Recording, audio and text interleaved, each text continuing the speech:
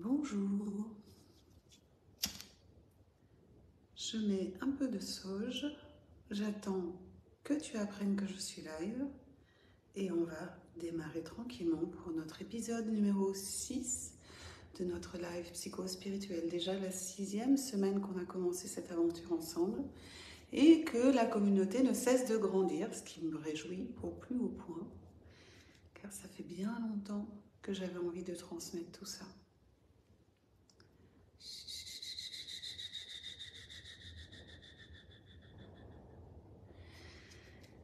Alors, je me présente, Emmanuelle Ducoulombier, mentor psycho-spirituel, master healer et artiste.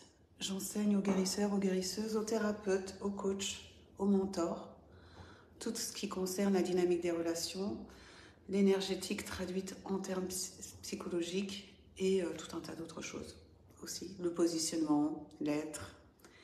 Qu'est-ce que ça veut dire thérapeutique? Qu'est-ce que ça veut dire recevoir un client? Qu'est-ce que ça veut dire faire une offre de transformation? Qu'est-ce que ça veut dire une relation transformationnelle?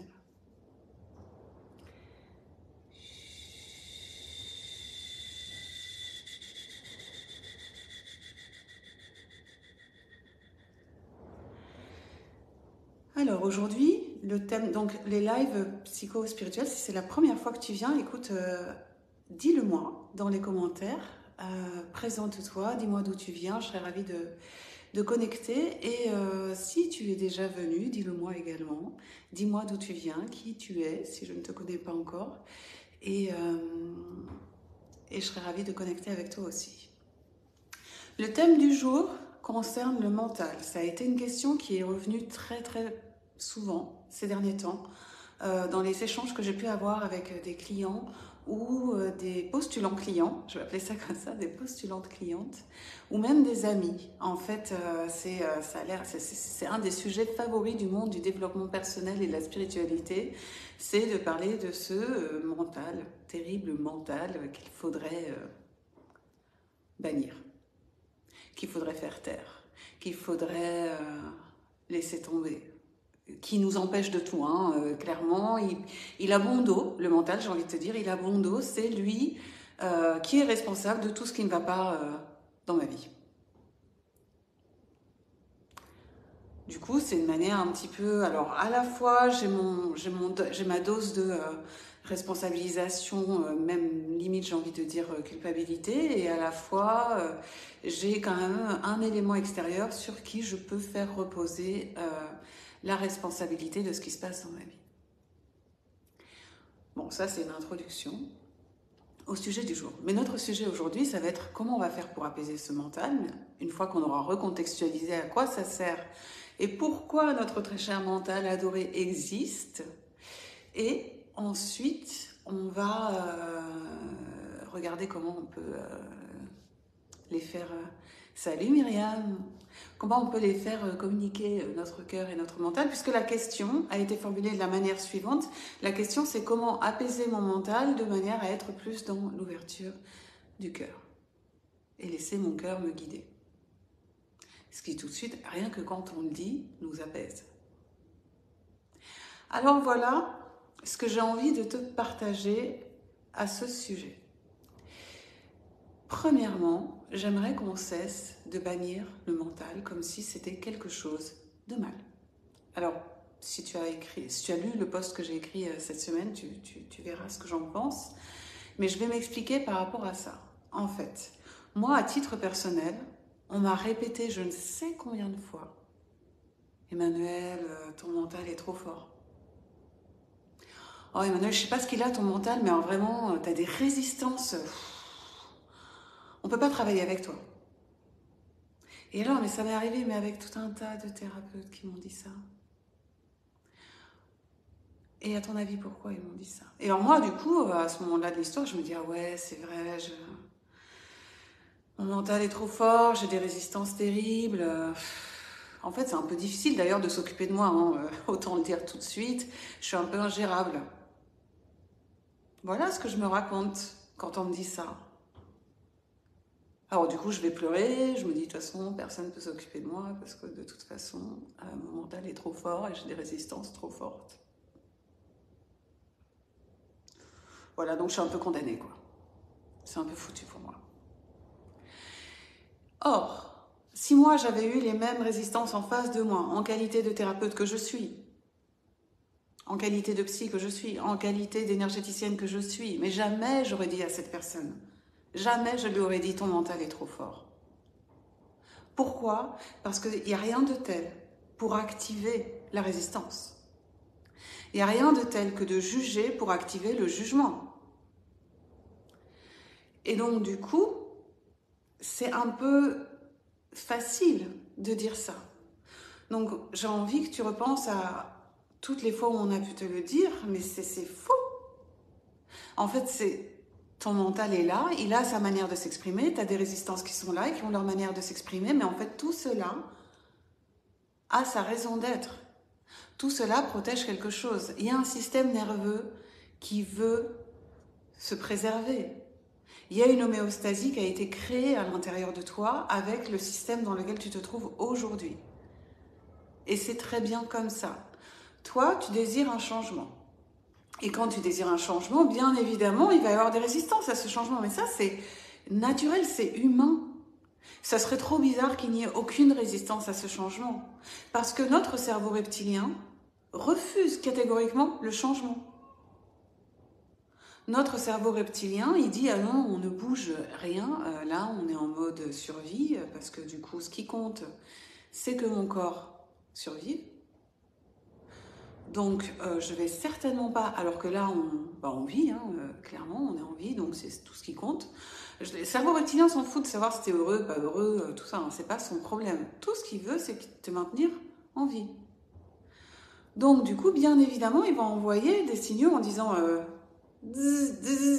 attention, changement, attention, transformation, attention, qui dit transformation dit peut-être que tout le système va changer. Attention, on envoie les résistances. Attention, on envoie des idées. Et toute une argumentation finement menée, qu'on va appeler le mental, pour éviter le changement. Mais ça part d'un instinct de survie, ça. Est-ce que tu te rends compte que ça part d'un instinct de survie? Et que heureusement que c'est là. Après, tu peux reconnaître que c'est ton instinct de survie qui a déclenché ça et te dire non, écoute, tout va bien, on va survivre, on va trouver un autre moyen de subvenir à nos besoins et donc on peut aller vers ce changement. C'est ok, ça va bien se passer. Et envoyer beaucoup d'amour. Donc par rapport à la question initialement posée qui était être plus dans l'ouverture du cœur, il faut que tu rassures ton mental, il faut que tu rassures ton cerveau reptilien, il faut que tu rassures tes résistances. Il faut que tu rassures du coup la personne qui est à l'origine de ces résistances, à savoir quelle version de toi, quel conditionnement a été à l'origine de ce système-là que tu as mis en place. Est-ce que ça te parle ce que je te raconte là? Comment ça résonne en toi? Résonne R-E et non pas R-A-I, bien évidemment. Donc, pour que tu puisses laisser ton cœur te guider, il faut aller rassurer les peurs. Pour rassurer les peurs, tu leur envoies de l'amour. C'est-à-dire à chaque idée qui arrive, tu envoies de l'amour. Je crois que Myriam, tu as essayé d'écrire un truc, mais ça n'a pas, ça n'a pas pris. C'est très logique en fait. Ouais, tout à fait, Myriam. Mais oui, mais en fait, c'est ça qu'il faut revoir. C'est qu'on a un système hyper logique.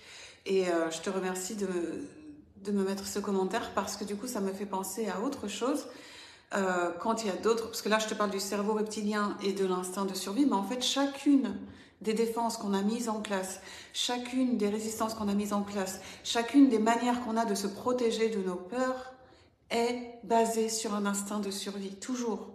C'est-à-dire que la petite fille ou le petit garçon que tu es a mis en place quelque chose pour se protéger d'une mort imminente. Même si ça n'a pas l'air d'eux. Je reprends l'exemple. Par exemple, un enfant n'a pas d'autre objectif dans la vie que de faire plaisir à ses parents et d'être aimé par ses parents. Parce que si tes parents ne t'aiment pas, s'ils ne sont pas là pour s'occuper de toi, tu survis difficilement. Parce que le petit bébé humain, il n'est pas autonome. Donc dis-toi bien qu'à chaque fois qu'il y avait cette quête d'amour, à chaque fois qu'il y avait cette quête de relation, et toutes les manières que tu as pu avoir de les construire au fur et à mesure de ta vie, reposent sur un instinct de survie. Donc ceci étant posé, comment je fais malgré tout ça pour être dans l'ouverture du cœur?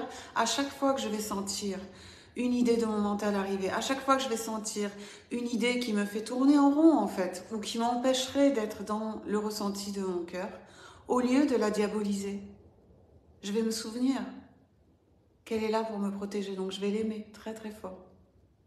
Je vais la remercier très très fort. Et je vais regarder à quoi elle me sert. Pourquoi est-ce qu'elle s'active à ce moment-là? Non pas le pourquoi analytique, mais le je vois que tu t'actives maintenant et je comprends. Mais là, j'ai envie de rester dans le cœur, j'ai envie d'être dans l'ouverture du cœur. Donc, est-ce qu'on peut trouver un arrangement? Est-ce que tu peux laisser mon cœur s'occuper de toi? Je répète, est-ce que tu peux laisser mon cœur s'occuper de toi?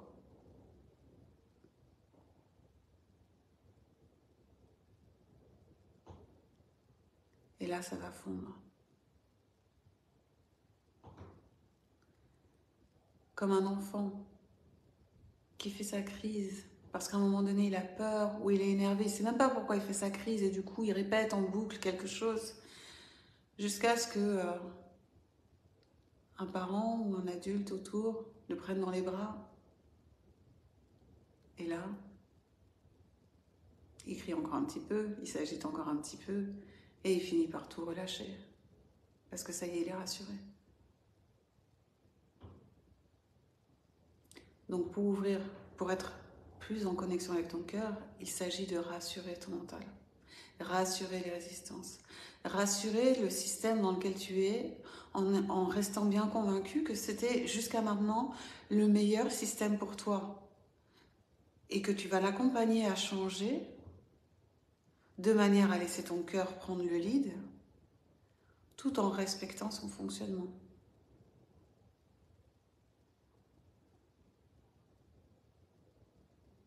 Voilà ce que j'avais envie de te partager aujourd'hui sur comment apaiser le mental pour laisser le cœur s'ouvrir. Si tu as des questions par rapport à ça, n'hésite pas, tu peux me les mettre en commentaire. Si tu as d'autres questions auxquelles tu souhaiterais que je réponde, n'hésite pas aussi et mets-les-moi en commentaire, comme ça un prochain vendredi j'y répondrai. C'est chaque vendredi qu'a lieu ce live et à chaque fois je me fais un plaisir de répondre aux questions qui m'ont été posées. Et cette semaine c'était donc sur le mental. Donc pour reprendre une petite synthèse, on a notre mental adoré qui est là pour protéger un système. Il est garant de quelque chose. Et on peut remettre le cœur en lead de manière à ce que notre mental s'apaise. C'est-à-dire lui dire, j'ai compris pourquoi tu étais là. J'ai compris à quoi tu me servais. Et je te remercie. Mais aujourd'hui, j'ai envie qu'on change ensemble. S'il n'a plus rien à faire, il est un peu triste. Et on ne veut pas que notre mental soit triste, on le veut heureux. Parce que c'est comme ça que le cœur pourra continuer le lead. Voilà. J'espère que ça aura répondu à ta question. Et si ça en a ouverte d'autres, eh bien, transmets-les-moi. Je vais maintenant faire le chant. Alors, une manière très efficace de court-circuiter le mental, parce que du coup, je parle directement à ton cœur, et de m'écouter chanter. Tu verras, c'est assez bluffant. C'est instantané. Instantané.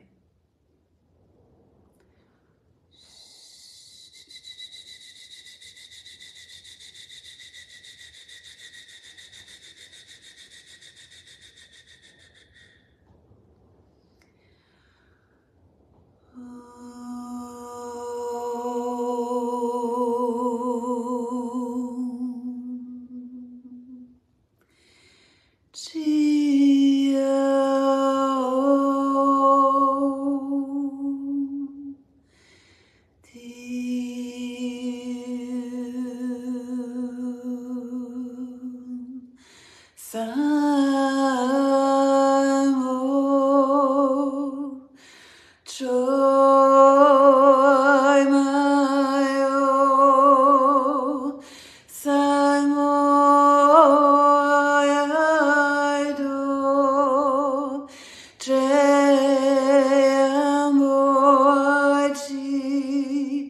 go.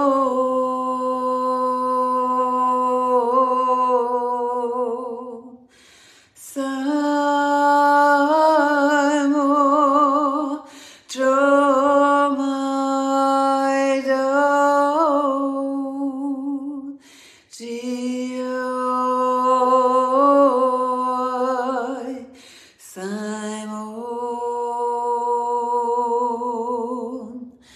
Simon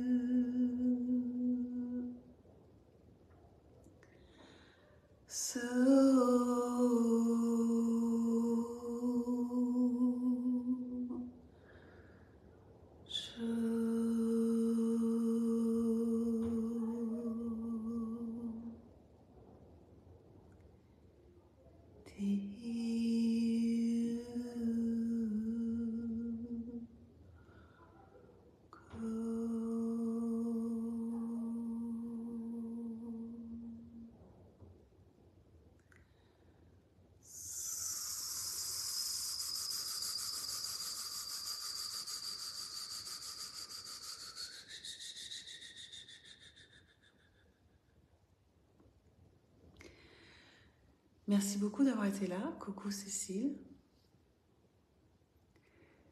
On se retrouve vendredi prochain pour le prochain live.